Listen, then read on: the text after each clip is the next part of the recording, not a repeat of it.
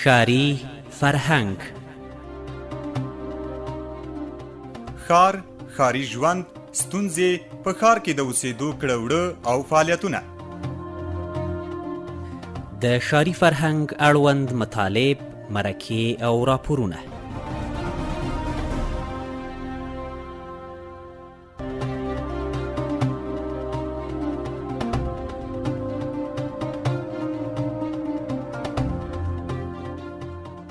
ښاري فرهنګ ښاري ژوند غواړي. لکه څرنګه چې موږ او تاسو ته معلومه ده، هر هغه څوک چې په ښار کې ژوند کوي نو ښاري فرهنګ یوه اړتیا ده چې هرومرو د ژوند په هر حالت کې په پام کې ونیسي، ځکه چې ښاري ژوند تر کلیوالي ژوند کولو یو څه توپیر لري.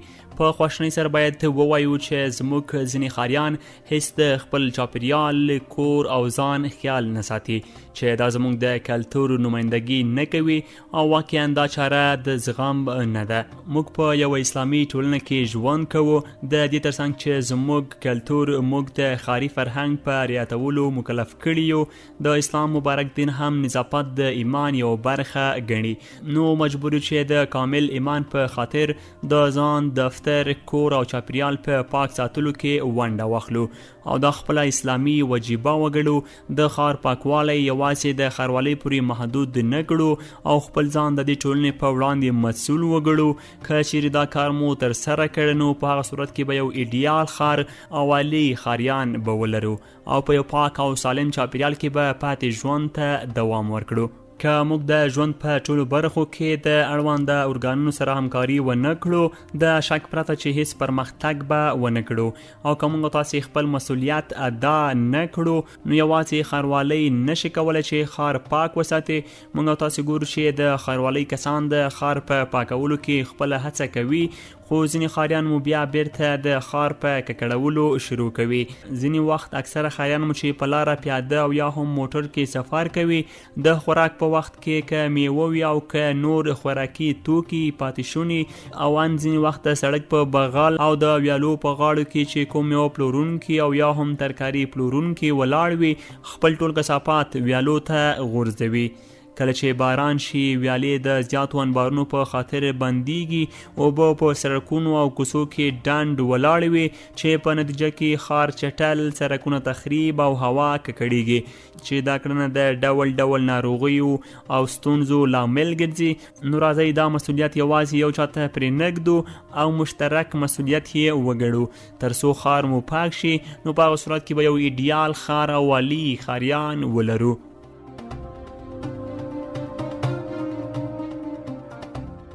سلامونه، وخت مو په خیر. د سپوږمۍ راډیو قدرمندو اوریدونکو، په ځانګړې توګه د ښاري فرهنګ خپرونې درنو مینوالو، خدای دې وکړي چې روغ او جوړ به وئ.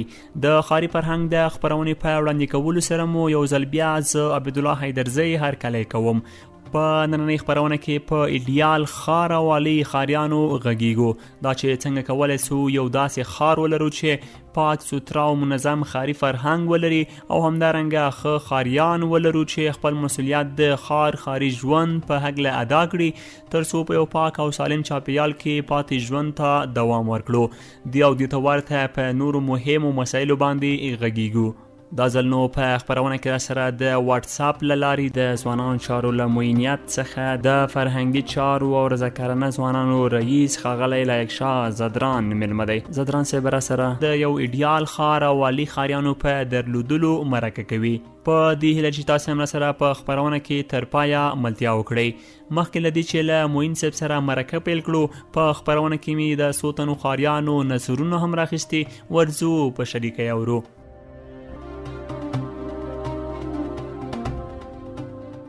زما نوم مدثر فلحال د ننګرهار پوهنتون د انجینري پوهنځي دریم صنف محصل یم. ځوانانو په ټولنه کې ډېر مسؤلیت لري. ډېر که خپل ټولنه کې وګورو، زموږ ځوانان چې ډېری د ناوړه کارونو پورې ډېر لاسرسی لري هغه ته، ناوړه کارونو ته. لکه ډېری خلک چې دي د عامه ځایونو کې سګرټ څښي، چرس څښي، چې دا د ځوان لپاره ښه کار نه دی. او یو ځوان باید د خپل ټولنه کې داسې یو الګو شي، باید یو کار ته یو خلکو ته باید الګو شي. دا زموږ ټولنې ځوان دی، دوی د خلک باید افتخار وکړي او ځوان باید ځان هر خپل ټولنې ته چې د خدمت جوګه شي. داسې اوس افغانستان کې دا کوم ټولنې چې دي که نه، نو دلته ځوانان چې دي ډېری دوی ونډه لري، حتی په دفترونو کې. نو ځوانان باید داسې ځان ورته برابر کړي چې چې افغانستان ته او خپل ټولنې ته ښه خدمت وکړي.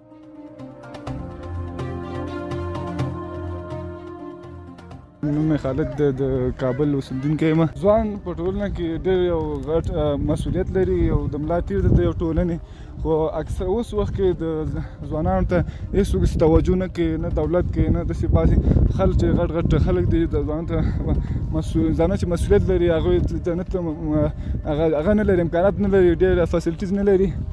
موږ دولت نه دا خواهش دی چې ځوانانو ملاتړ وکړي، ځکه دا ځوانان چې دي د جامعه جوړولی شي، ټولنه جوړولی شي. ځوان باید تعلیم وکړي، خپل هیواد لپاره خپل هیواد بیرغ پورته کړي. ځوان چې د ټولنې خدمتګار دی، د ټولنې ملا تیر دی، ځوان باید زده کړې وکړي، زیات زده کړې وکړي، ځکه ټولنې ته خدمت وکړي. همدغه ځوانان چې دې ټولنه ورته ضرورت لري. ځوانان ډېر ښه ذهنونه کار کوي، ډېر زیات کولی شي، خو ځکه اوس وخت کې امکانات نشته دی، امنیت نشته دی، ځوانان نشي کولی درسونه مخته بوځي.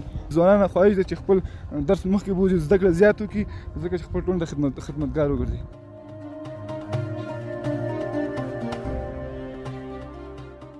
نوم مې عباسین دی، د 12م صنف زده کوونکی یم.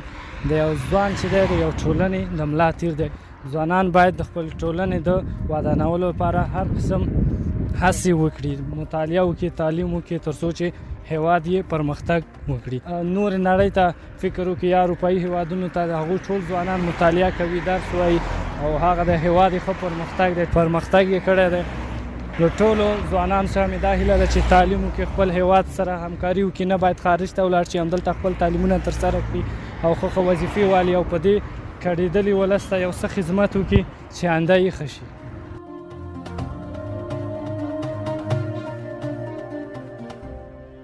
ثناءالله یم. ما چې ورور جان څومره اورېدلي دي چې ویل کېږي ځوان د ټولنې د ملا تیر دی، او ځوان په لومړیو کې باید خپل اخلاق ښه کړي، وروسته له هغه نه باید خپل تعلیم ته مخه وکړي په دې چې د ځوان په اړه موږ نه د هغه د صحابه کرامو او د پیغمبرانو د وختونو په ځوانانو باندې ډېر مسؤلیتونه اچول شوي، یعنی هغو ته ډېر وختونه ورکړل شوي دي. نو ځوان باید لومړی ځان وپېژني او بیا خپل مسؤلیتونه مخې ته ویسي، او ځوانان باید په خپلو کارونو کې حوصله وکړي په دې چې موږ خپل همسایه لرې به نوځو، د خپل ګاونډي هیوادونو ته چې وګورو، لکه مثال ایران، پاکستان، دا په همدا خپلو ځوانانو باندې آباد دی. ځوان باید په هر کار کې حوصله ولري، نسبت د نورو نه ښه خبرې وکړي، په یو ځای کې چې ناست مشر ته وخت ورکړي. نو ځوان زه خو نه وایم چې ځوان به مثال خپل داسې فکر وکړي چې زه خیر مشران شته دی، او ځوان په خپل ځای خپل مسؤلیتونه لري، باید هغه ته پام وکړي.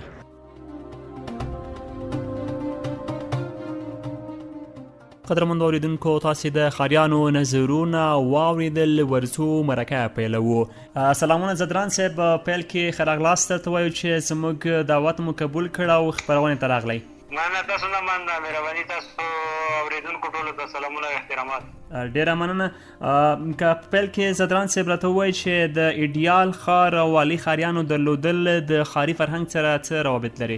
لکه څنګه تاسو ته معلومه ده، په نوره نړۍ کې موږ تاسو ښارونه وینو چې ډېر په منظم او ترتیب سره هلته خلک ژوند پکې کوي. نو په هغه کې یو خو د حکومت یا د دولتي اداراتو مسؤلیت معلوم دی. بالکل. په ښارونو کې هغه ښار اوسېدونکو مسؤلیت معلوم دی. نو په دغه اساس باندې هغه امکانات چې دولت یې د خلکو دپاره آماده کوي، لکه سړک دی، ترانسپورټ دی، یا نور پارکونه دي، یا نور داسې کارونه په ښارونو کې کېږي، نو هغه خو د دولت په ذمه باندې ده. نو بل طرف ته د ښار چې کوم اوسېدونکي دي، نو د هغه مسؤلیت هم جوړېږي چې ښه استفاده د دغه سړکو نه، د ترانسپورټ نه، یا د ترافیکي چې کوم مسایل دي هغه په نظر کې ونیسي، یا پارکونه دي، یا نور داسې ځایونه دي چې عامه ځایونه دي. نو په صحیح او په سالمه توګه باندې خپل ژوند هلته وکړي. نو په دغه سره موږ تاسو کولی شو چې یو ایډیل یا ښه ښاري ژوند ولرو. موږ تاسو ګورو دلته په کابل کې زیاتره خلک د خلکو نه راغلي دي، او اطرافي خلک دلته میشت دي او ژوند کوي. نو په دا اساس باندې زموږ تاسو د کابل ښار چې هغه معیارونه چې نور هیوادونه یې لري، لکه د نورو هیوادونو ښارونه یې لري، هغه سیستم باندې نه دی. خو د دغه دپاره کار په کار دی چې کار ورته وشي، خو دولت او حکومت کار ورته وکړي، نو هم د ولس زیات مسؤلیت جوړېږي چې په سالمه توګه باندې په ښه توګه باندې ښاري چې کوم منظم دی او ډیسپلین دی هغه وساتي. بالکل همداسې دا یوازې دولت نشي کولی چې زموږ ته زموږ ښار پاکي که چیرې دلته هر څوک هر وګړی خپل مسؤلیت ادا کړي نو په ډېر کم وخت کې به موږ یو بدلون ووینو. زدران صاحب که چیرې تیر ته فکر وکړو د 1960 میلادي کلونو را په دې خوا افغانستان ته د یو متمدن هیواد په سترګه کتل کېده او کابل ته به د ښارونو ناوې ویل، ځکه کابل ښار دومره پاک او صفا و چې د ټول نړۍ سترګې ورته راوختې وي. خو نن بدبختانه موږ وینو چې کابل د چټلو ښارونو په کتار کې په ټول نړۍ کې هغه ښار سو چې ډېر چټل دی. عوامل څه دي؟ آیا دلته ښاریان خپل مسؤلیت نه ادا کوي؟ نو که موږ تاسو وګورو د اعلی حضرت ظاهر شاه په وخت کې، د داود خان په وخت کې، یا هغه نه چې مخکې کوم وختونه دي په مختلفو رژیمونو کې د انقلاب نه مخکې چې کوم نظامونه وي، یو خو دومره نفوس دومره آبادي نه وه، او بل په هغه وخت کې ډېره زیاته توجه ښارونو ته کېدله، او هغه کوم پلان به چې ماسټر پلان به چې هغه مطابق به باقاعدګۍ کې د سړک به جوړېدل، پلان منزل یا تعمیرونه یا کورونه دغه به جوړېدل. خو متاسفانه بیا دلته جنګي وضعیت چې راغی، یو خو سیستم یې د منظر سره یو بیا د هغه نه بعد موقته دوره چې راغله، دغه اول کې داسې یو کار وشو چې هغه څه چې په کار وي، لکه یوه پلازه چې جوړېږي باید د پلازې سره جوخت یا د پلازې په هغه کې په زیرزمیني کې باید یو پارکینګ وي، یا دلته سړک جوړېدل یا پلونه جوړېدل یا نور داسې عملونه چې جوړېدل چې کومه ده دغه سیستم لږ رسراغه شو. خو اوس هم که موږ تاسو وګورو بعضې پلازې چې جوړې شوي دي یا ځان ته پارکینګ هغه لري یا داسې نور شفاخانې جوړېږي یا نور هغه جوړېږي، خو باید توجه ورته وشي دغه ته، او توجه چې ورته ونه شي د بېنظمي د ترافیکي بېنظمي یا د چټلۍ و دغه هغه به وي. اوس وخت کې حکومت ډېر جدي اقدامات موږ تاسو وینو، د رسنیو له طریقه خبرېږو چې ډېر جدي اقدامات کوي، او هغه ګڼه ګوڼه چې په کومو ځایونو کې په دولتي ځایونو کې کوم آبادۍ شوي دي یا د هغه پارکو کې یا په نورو ساحاتو کې د هغه پاکاري روانه ده. نو پکار ده چې دغه سیستم د ښار باید منظم شي، او په دغه کې لکه څومره چې حکومت یا دولت په دغه کې مسؤلیت لري، عام وګړي باید په دغه کې خپله فعاله ونډه واخلي، او ښاري نظام په ترتیب کې او په نظم کې دوی فعاله ونډه واخلي. صحیح. دا چې زموږ د خپرونې موضوع د یو ایډیال ښار او عالي ښاریان درلودل دي، راځو له تاسو یو چې عالي ښاریان یا ښه ښاریان ستاسې په اند څوک دي؟ نو دلته ګوره اوس موږ تاسو که داسې ووایو، دلته خو اوس موږ تاسو په افغانستان کې 19 دولتي پوهنتونونه لرو، سلونه زیات خصوصي پوهنتونونه لرو، مکتوبونه لرو، دیسې لرو. نو هغه ښه ښاري د ښار ژوند چې کوي ښه کس هغه دی چې د خپل ښار د پله سره، د سړک سره، د پارک سره، د ښار کې دننه چې څومره دولتي ځایونه دي د هغه سره مینه او علاقه ولري. ځکه چې که په نوره نړۍ کې موږ تاسو وګورو، نو په نوره نړۍ کې هغه د ښار خلک چې کوم دي، یو ایډیل ښاري چې دی هغه د خپل ښار څخه مینه لري، ډسپلین باندې ژوند کوي. هلته که موږ تاسو په پاکستان د ګاونډي هېوادونه وګورو یا امارات وګورو یا اروپا وګورو یا نور هېوادونه وګورو، نو به منظم شکل سره هغه خپل د خریتوب چې کوم کس هلته ژوند کوي خپل مسؤلیت ادا کوي. تر څو پورې چې تاسو هغه خپل مسؤلیت په صادقانه توګه باندې ادا کړی نه وي، موږ تاسو نشو کولی چې یو صحیح ښار ولرو. هم زموږ تاسو مسؤلیت دی چې موږ تاسو خپل ښار هم داسې پاک وساتو.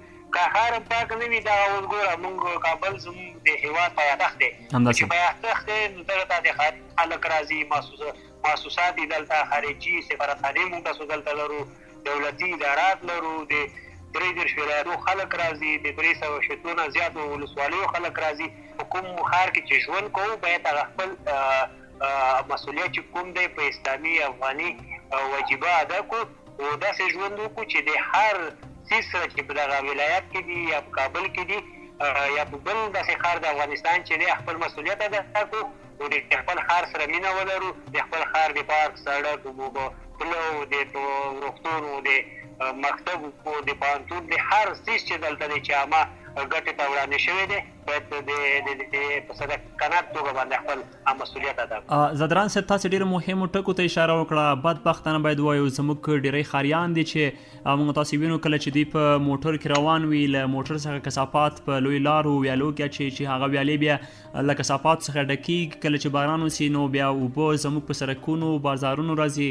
بیا دلته یو شمېر فیسبوکي فعالان هم دغه نیوکې کوي په دولت باندې چې دغه زموږ سیند دی او موږ بهر ته لار لرو او ټوکې ټکال هم کوي. دغه کړنې څنګه ارزوي او هغه خلکو ته مو پیغام څه دی چې دوی دغسې کړنې کوي؟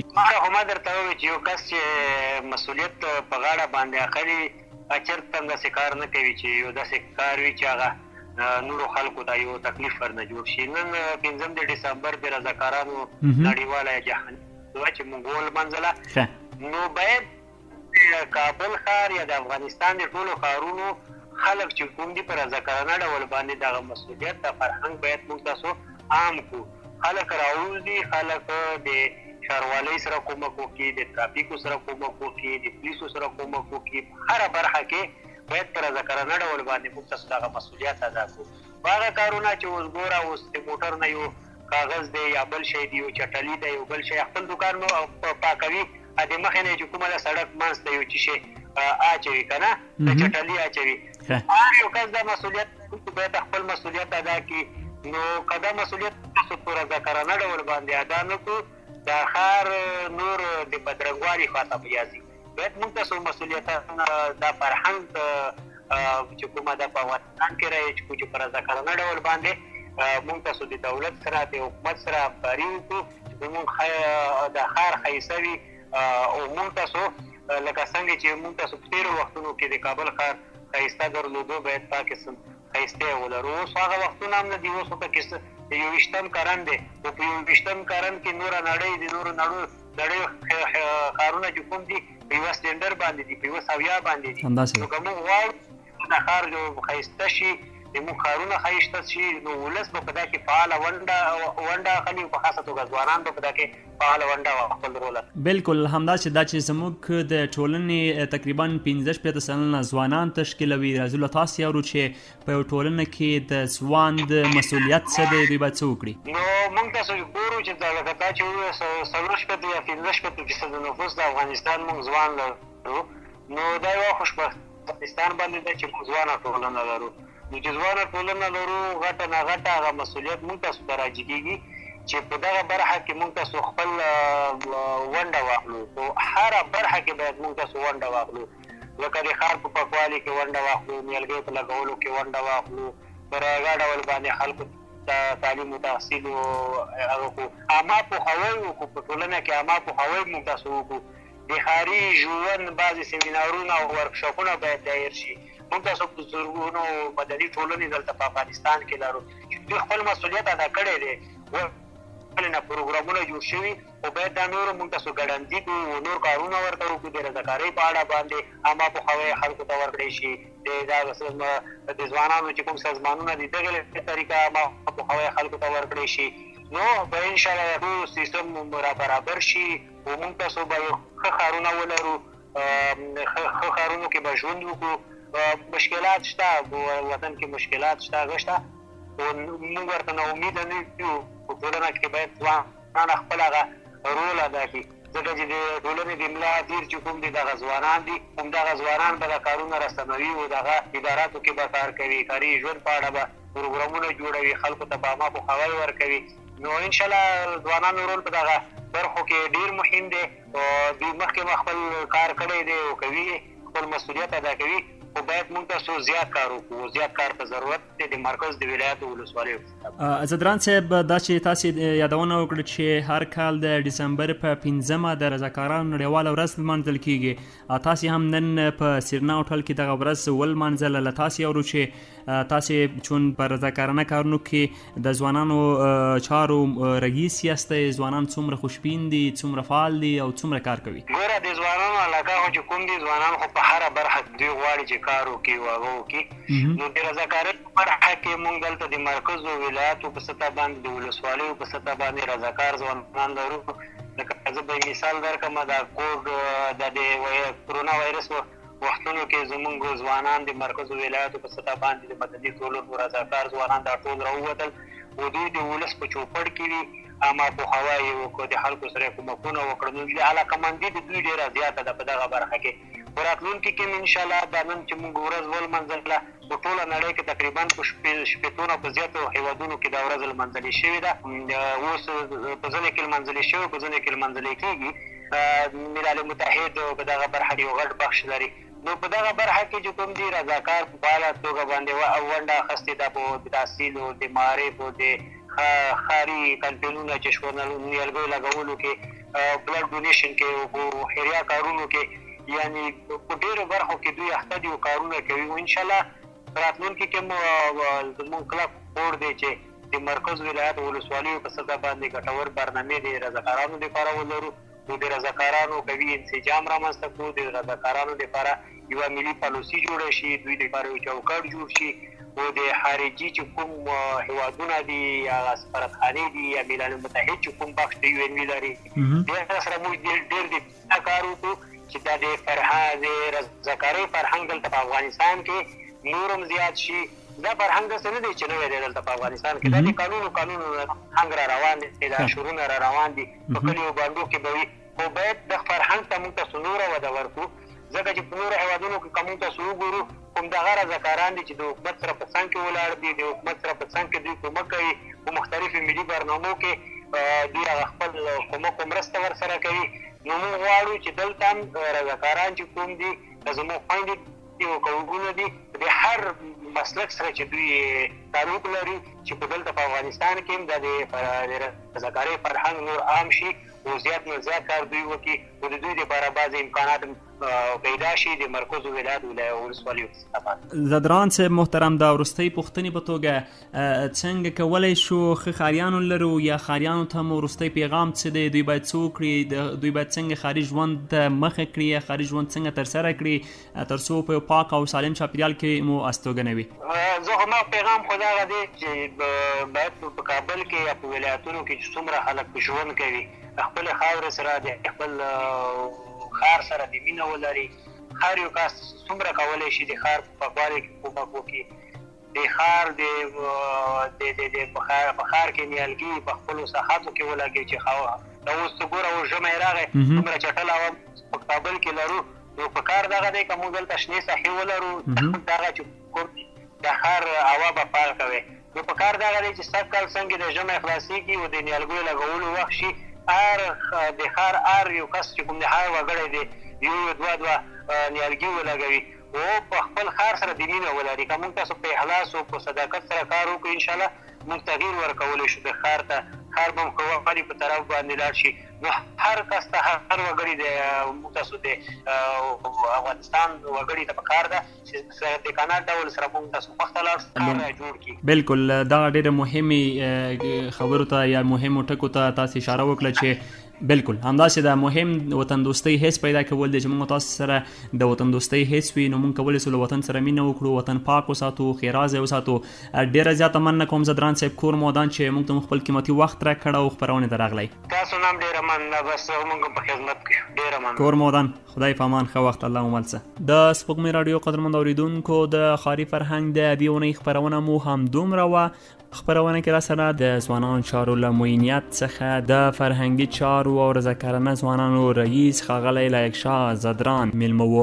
تر بیا او بلې خپرونې مو چې زه عبدالله حیدرزی درانه حضور ته حاضرېږم تاسې په لوی او بخښونکي خدای سپارم ښې چارې.